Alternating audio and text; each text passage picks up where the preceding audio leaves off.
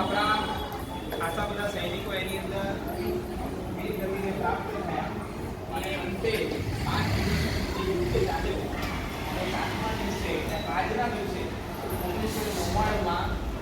આપણા સૈનિકો ત્યાં ઉપર પહોંચી ગયા સવારે 4 વાગે અને ત્યાં જેટલા પણ સૈનિક હતા એ લશ્કર ઉપર એ બધાને એ લોકોએ શું કર્યું મારી નાખ્યું અને ત્યાં ભારત દેશનો ઝંડો ફરકાઈ નાખ્યો પણ ત્યાં